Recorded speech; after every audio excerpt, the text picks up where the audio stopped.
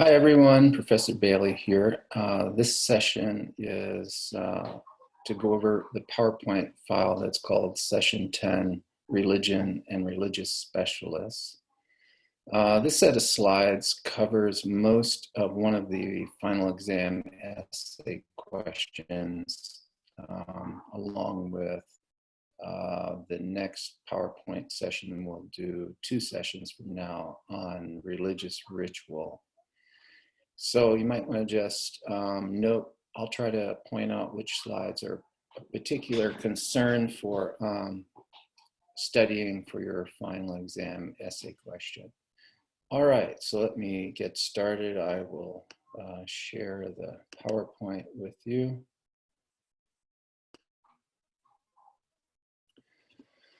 So while this set of PowerPoints covers a little bit of an introduction on myth, I'm really focused here on trying to introduce religion, and then I want to give you some ideas about religious specialists, since that's what the essay on religion for the final exam covers.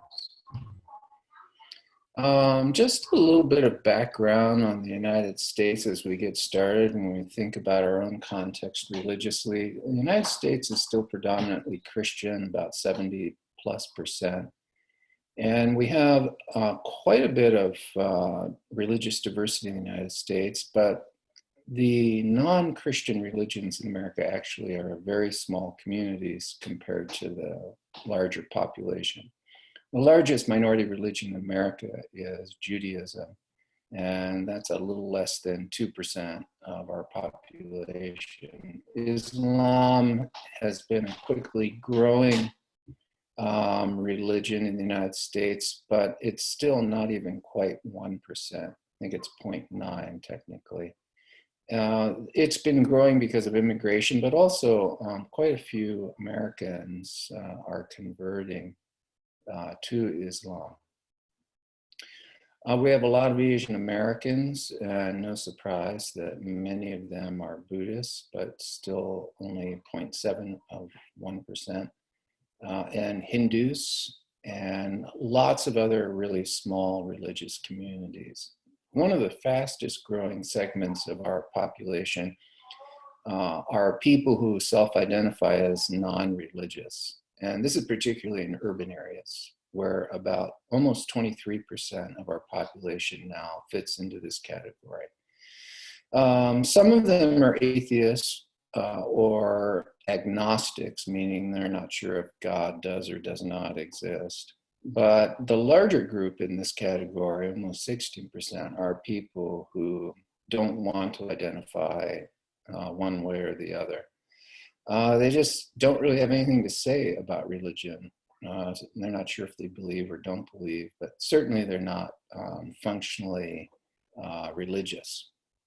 Globally, you see the breakdown of the major religious groups on the pie chart here. About a third of the world now self-identifies as Christian. A growing number of people self-identify as Muslims. And that community is growing very quickly, primarily because fertility rates among Muslims are very high. They value large families. Many Hindus, of course, there's almost 1 billion Hindus in India itself.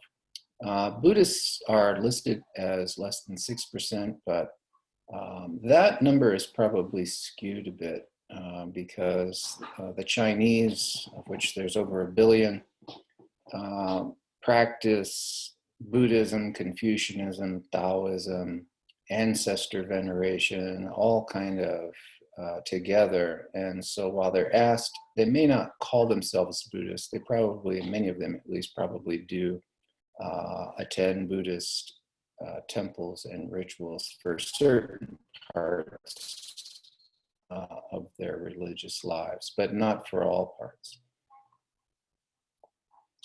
See a global picture here of the distribution of some of the major religious communities. I'll let you look at that at your leisure.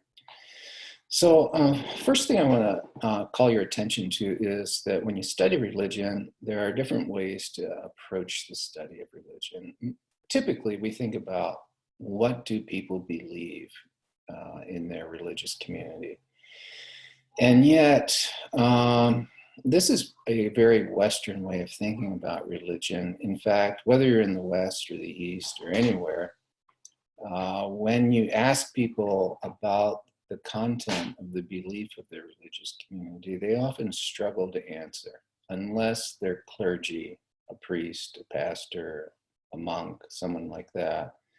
If they're just people, common people who go and participate in the religious community, they often struggle to answer this question. An easier question for them to answer is the question, what do people do in their religion? That most people can answer. They can tell you when they go to the temple, they can talk about their rituals, their prayers, the festivals, and so on.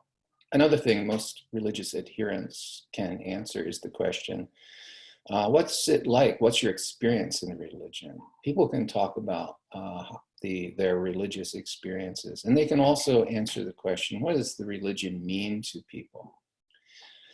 Now, I find that it's far more productive, really, much more educational to ask people about what you do in a religion, what you experience, and what it means to people.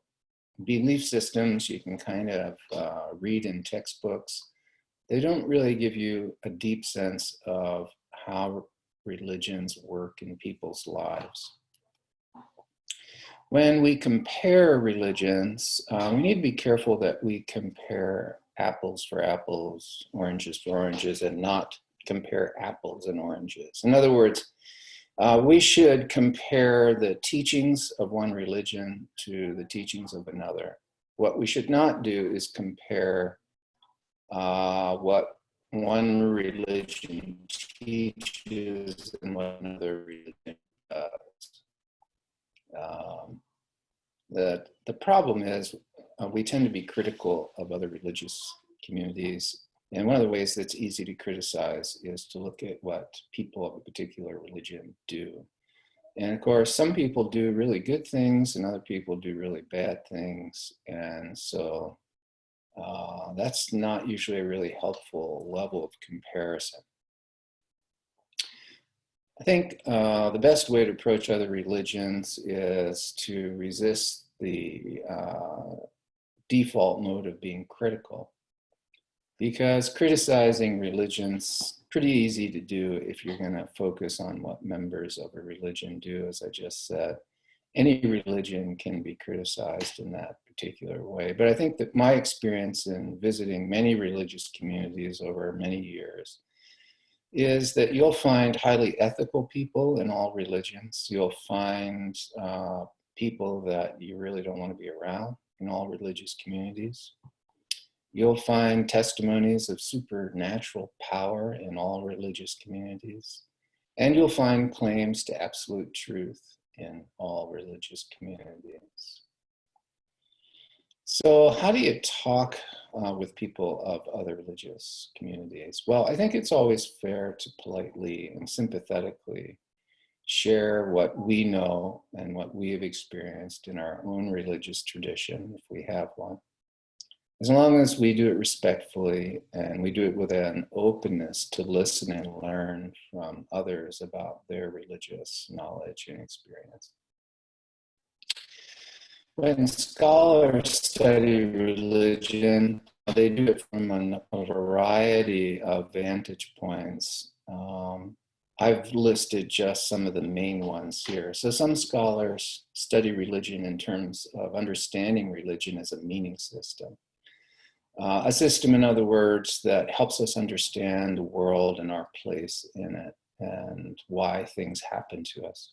A subset of this would be ritual studies and trying to understand religious rituals for what they represent and communicate to the religious community.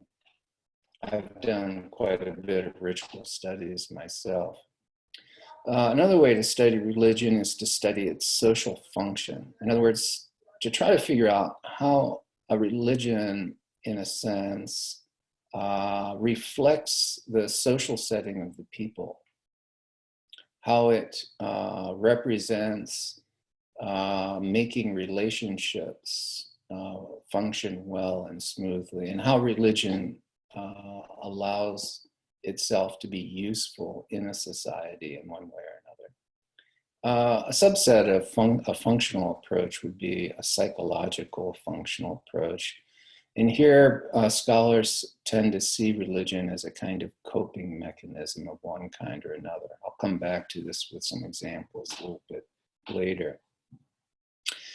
A fourth approach, which I have liked to use, is what we call a phenomenological approach. Sometimes you could call this, I think, an anthropological approach. And this is studying religion by simply describing what insiders of that religion say about it, how they feel about it, what it means to them, without trying to impose outside categories or terms or language on that religion, but simply trying to accept it for how it presents itself on its own terms.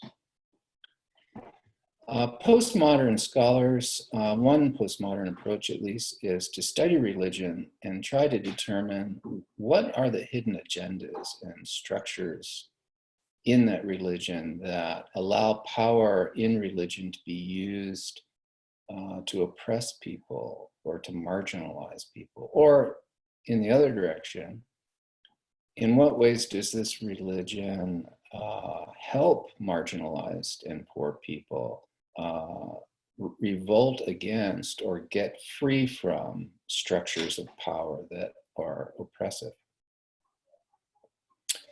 Some of the early definitions of religion come from Tyler and Fraser. You see the dates there. Tyler said, religion is essentially the belief in spiritual beings. It's kind of a systematized animism. It's a pretty basic definition. Fraser said, he made a distinction between magic and religion, one that I'll come back to probably. I don't know if I'll get to it in this session, maybe the next one. First, magic is the uncritical belief in a means of controlling the world for survival, while religion is the belief that the natural world is ruled by one or more deities who must be appealed to. Malinowski was a functionalist, and his approach to religion was to seek the insiders, or what he called the natives' point of view. And he believed that religion was a response to human tragedy and the sense of being out of control, a response to what we might call chaos and death. This, again, is a kind of psychological view of religion. Here are a few more that used a psychological approach. The oldest one here probably would be William James. He focused on the study of religious experience, and he saw religion as kind of located in individual experience. A sense of awe or transcendence in religious experience. Freud, you may be more familiar with, saw religion as wish fulfillment, a kind of way of venting anti-social anxiety. Jung said that religion is the self. In religion, the self is the image of God in the psyche. And it is part of the process of what he called individuation, or becoming an authentic individual. Here are some sociological or social functional approaches to religion. Probably the most famous would be Emil Durkheim, followed by the social anthropologist Mary Douglas from the United Kingdom. They looked at religion as society symbolizing itself and promoting and symbolizing an ideal or natural way of living. In other words, religion was kind of society saying to itself, the way we've organized ourselves, the way we relate to each other is God's way or the universe's way. Karl Marx, of course, took an economic approach, and he saw religion as a tool of the owners of production to keep workers content with the economic status quo. And he famously called it the opiate of the people. Well, the postmodern critique I've already mentioned, so I won't do that one again.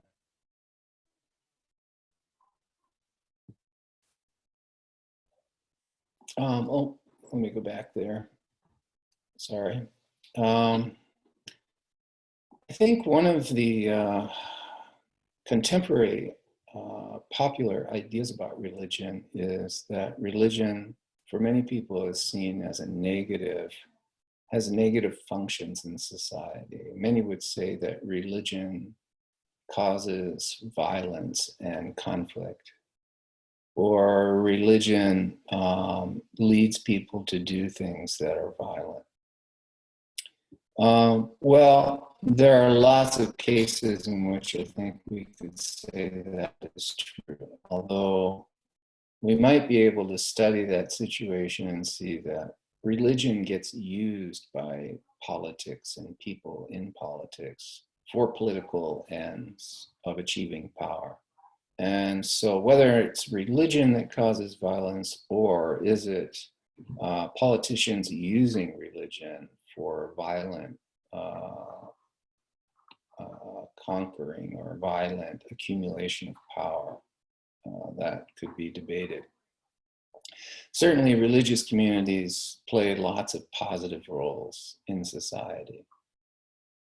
Besides helping individuals cope or giving them meaning, lots of religious communities contribute through charities, through schools, hospitals, and private religious non-government organizations in the United States have really multiplied since World War II. And there are hundreds of thousands of them in the United States alone.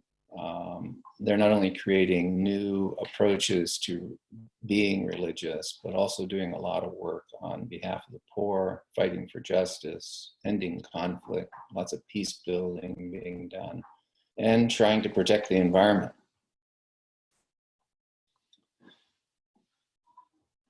One of the big tensions, of course, in our society and most modern, highly developed Western societies is the tension between urban life, technology, science, and the claims of religion. We'll come back to that. You'll watch a TED Talk related to that issue. So let's think about religion as a meaning system. And the best definition taking this approach, it comes from Clifford Geertz. He says that religion is a system of symbols which acts to establish powerful, pervasive, long-lasting moods and motivations in men. I assume he meant women too. Formulating conceptions of a general order of existence. Now, what he means here is these symbols create powerful internal motivations to believe in and create a kind of cosmology. In other words, a way of mapping our existence in the universe, to put ourselves in a meaningful place in the midst of a gigantic universe. And then we clothe that cosmology, that picture of ourselves in the universe, with a sense of its factuality, of its reality. And this whole mood, this picture of ourselves in the universe, seems very, very realistic to those who belong to any particular religious system. Meaning in religion, of course, we mentioned this earlier, but it really is very tightly connected to the idea of coherence, trying to make sense out of our existence. And perhaps the most difficult thing all humans deal with, the most meaningless and chaotic thing that we face is death. And trying to understand our lives in the face of the reality that we don't live a long time, and some of us don't live very long at all. We don't live what we'd call full lives.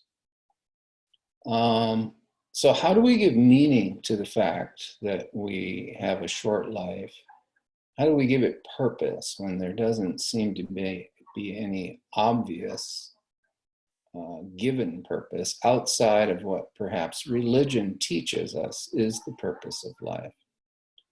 And so religion helps us kind of fit all the chaotic pieces together, including death, and gives us a cosmology, a view of what it all means, how we fit into it, where God is, where angels are, where we go when we die, and so on.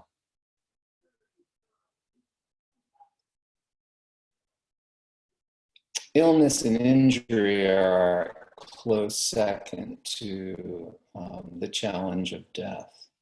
So if you've ever been significantly ill or injured, it's easy for our minds to kind of ask the question, why did this happen to me? Why is my life put on pause or forever changed because of an illness or an injury? How do we make sense out of these things? Well, lots of people ignore religious questions because they find meaning in their work or their relationships. But most of us as human beings, when we're faced with serious illness or death, or we're faced, for instance, you're in a plane that you realize is going to crash. Unfortunately, I've been in a couple planes that looked like they were going to crash when I was in Laos. And I can tell you that when people think a plane is crashing, everybody in the plane prays. And everybody is looking for something transcendent, something beyond them, to intervene, to take over in the fear and the expectation of death or great illness. Clifford Geertz says that it's at the very edge of the order of existence that religion tends to become most powerful, the three most chaotic points of our existence. And he says, humans become religious at the limits of their ability to understand the universe and their own existence. They become religious at the limits of their ability to endure suffering, or, as we were just speaking, to face death. And we become religious sometimes at the limits of our moral insight. So when we face great moral dilemmas, what do you do when someone you love is on a respirator and no longer has a quality of life and doesn't seem to have a chance of recovery? Do you end their life?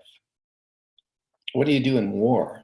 And you could think of multiple moral dilemmas that soldiers face in the context of war, or when there's not enough food, or the boat.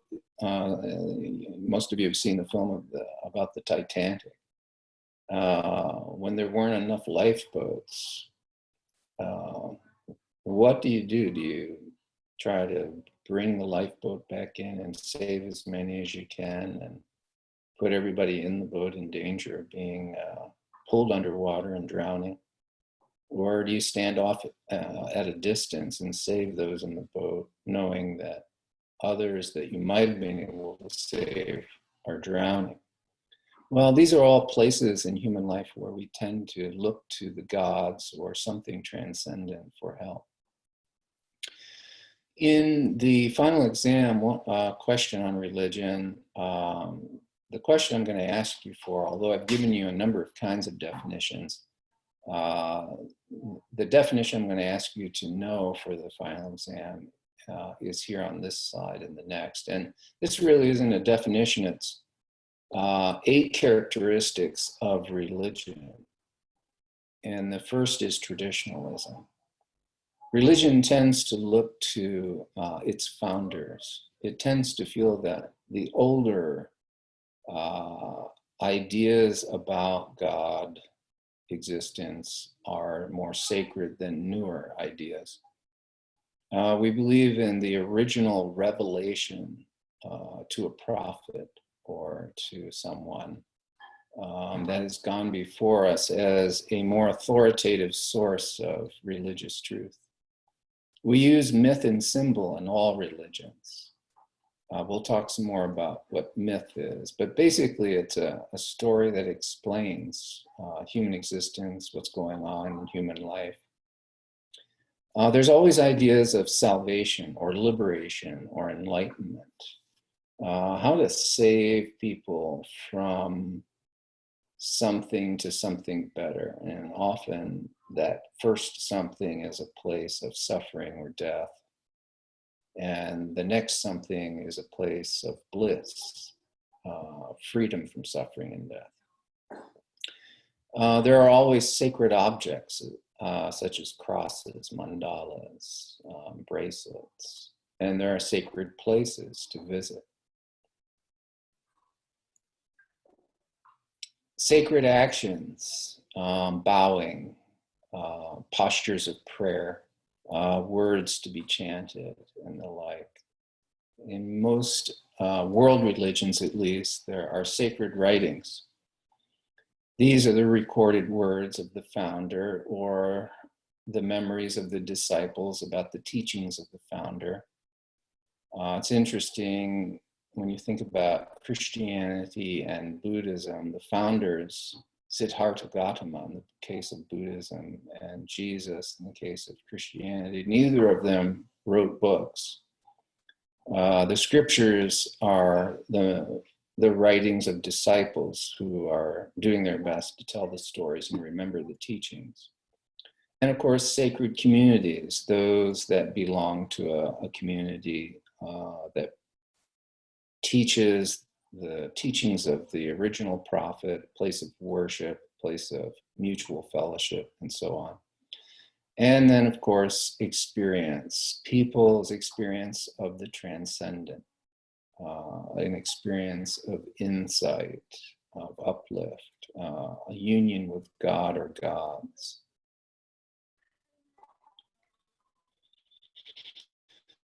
And then I mentioned before that one of the things we saw in the profile at the very beginning of this session is the challenge of urban, modern, wealthy, educated communities.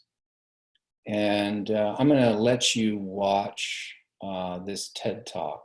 It's about 16 minutes long, and then you can post some questions and we can discuss it in our discussion section in Canvas. You're going to hear a sociologist make the case that religion is dying out, at least in these urban, modern, younger generation contexts. So the basic thesis of the TED Talk is that religion is less important for each generation in these urban, highly developed modern nations. And so this raises the question about the future of religion as you think about the growing wealth, growing urbanization, increasing levels of education around the world. Now, I would say that as you watch this film, be aware that there are other scholars who would argue that while religion is changing, it's not dying out, that people are just as religious as they have ever been. Well, let's share some ideas and opinions about that question in our discussion on Canvas. The anthropological study of religion really began as a study of where did religion come from? What were its evolutionary origins? And I want to just spend a little bit of time looking at that. We're not going to spend much time thinking about this chart, but it is an interesting chart because it kind of shows you the historical evolution, kinship structure, if you will, of religious ideas over the course of time. And so I'll let you, again, stop the video and watch this short video that explains some of the beliefs in ancient humans' societies with regard to religion. One of the earliest human ideas, religious ideas, is the idea of a totem. The word totem comes from the Native American, a Native American language, and the meaning of it is, he is my relative. Totem religions are religious systems in which particular animals or objects have a special relationship with the group. And sometimes it acts as a guardian to the group or represents the clan ancestor.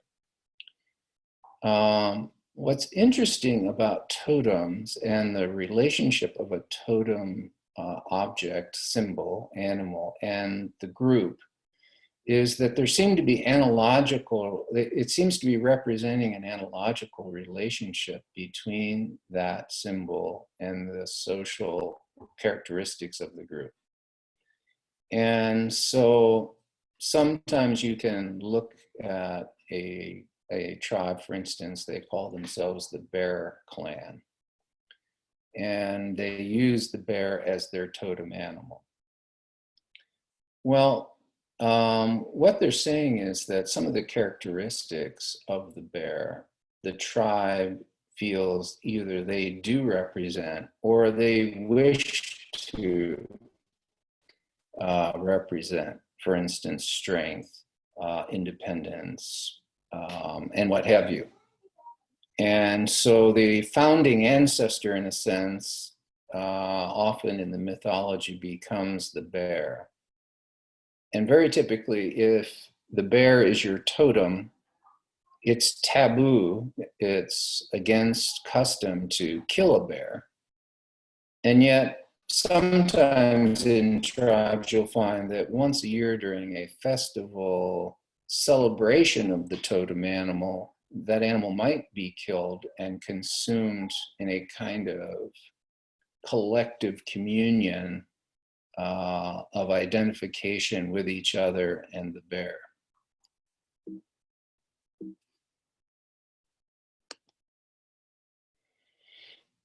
Now I'll ask you to stop again and look at this TED Talk that will briefly explain some of the evolutionary roots of religion as it relates to our Homo sapiens species. Evidence of religious symbols have been found from at least 120,000 years ago.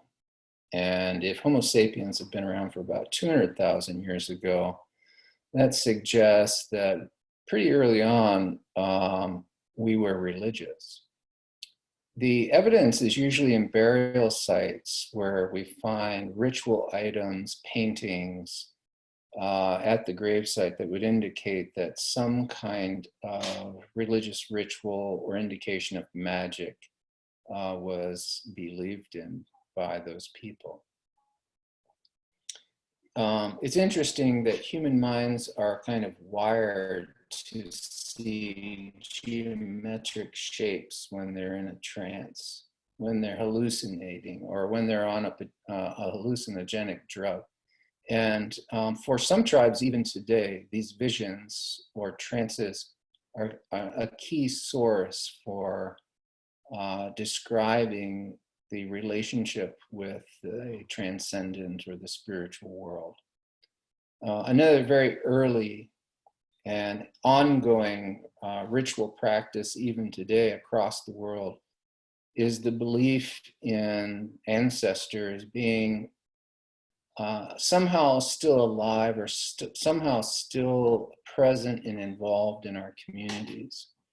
And rituals that present offerings or honor ancestors, may be one of the oldest religious rituals humans have performed, and even today, perhaps the most pervasively practiced ritual. Later on, you'll find that humans begin to create fertility gods and fertility rituals as humans begin to move from hunting and gathering to farming communities. Of course, a key and very early religious ritual specialist was the shaman. And while there are still shamans around the world today in indigenous religions, shamanism seems to go way back to the very beginning of human religiosity. So what do shamans do?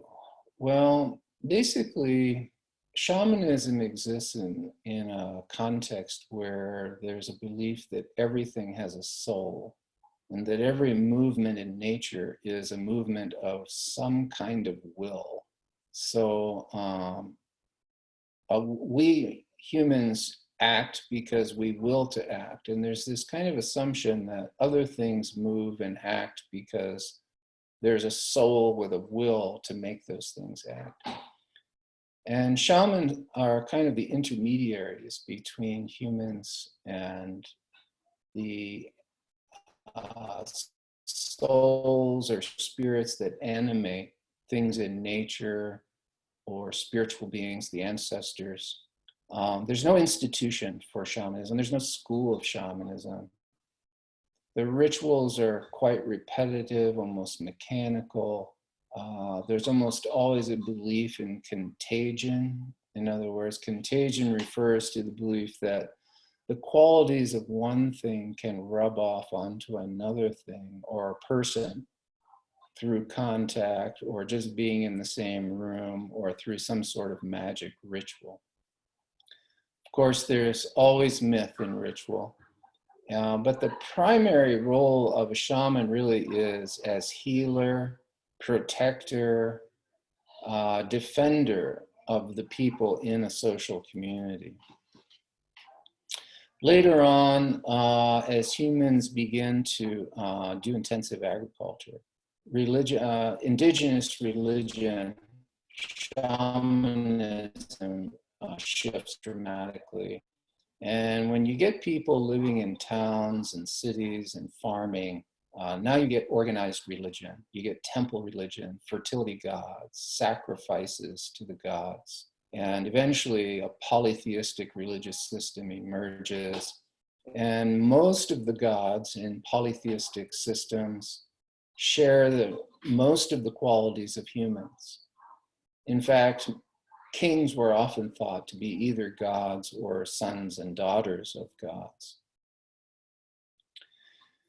And so what emerges is institutionalized temple religions. New religions did not abandon the ideas of animism or indigenous religion, shamanism. They simply add things. So what do they add? Well, they add beliefs in the gods, beliefs that tell them how the world is and how it was put together. A code of conduct emerges, ethical codes of conduct. Scriptures, because now humans have writing systems. You get a class of priests who are the guardians of the scriptures and guardians of the ritual. And people are beginning to respond religiously because they become conscious that they are just one tribe of people among many tribes in a larger world. And so the questions become more ultimate kinds of questions. Here's just a list of some of the early polytheistic religions. And this, a big shift in religious consciousness among humans occurs during what we call the axial age. And the axial age is roughly between about 800 and 400 BCE. And during that time, there's kind of a universal around the world revolt religiously against aristocracy, against ritual, against priests that center the religion around the king and the aristocracy. And so you get a new emergence of a lot of world religious systems that are still with us today. Here's a short list. This is not exhaustive. But here are all these religious communities that are listed here emerged during this roughly 400-year period of time. Zoroastrianism, which may have been the first modern monotheistic religion. Of course, Judaism claims to have an older tradition of monotheism. Some scholars debate that. Hinduism, although it was very much older than this era, it went through a huge transition with the writings of what they call the Upanishads, which are much more philosophical work that raises ultimate religious questions, such as the purpose of human life, life after death, whether God is one or many, all these kinds of things. So Hinduism itself goes through a huge reform. Jainism is born as a reform movement out of Hinduism. Another reform movement out of Hinduism is Buddhism. And roughly about the same time, Confucianism and Taoism take form in China.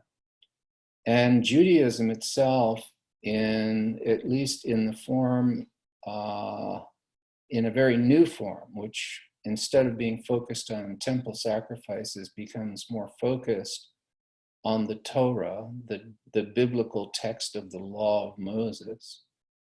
And all of this is particularly being reshaped in Babylon, where the religious aristocracy and the political aristocracy had all been taken after a war. These people had been taken as into exile in Babylon for a generation or so. And in their time in Babylon, of course, these Jews are interacting with Persian ideas and Zoroastrianism. And who is influencing who more is kind of maybe a mystery, an unsolvable question, but certainly Judaism is significantly changed after Babylon.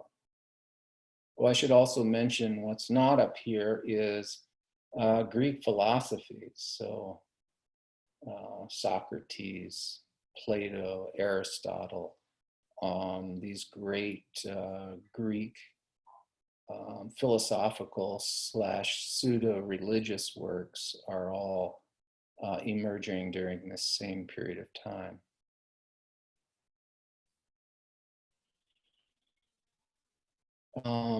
I think I will stop there and allow you to watch your videos, both the video that has a video worksheet in Canvas, but also there's 2 or 3 videos that are in this PowerPoint that I would like you to look at. For the one that has the worksheet, you just answer the questions on the worksheet that's found in Canvas.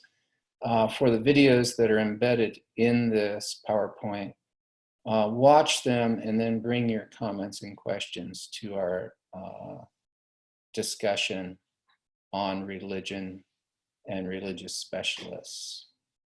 Thank you.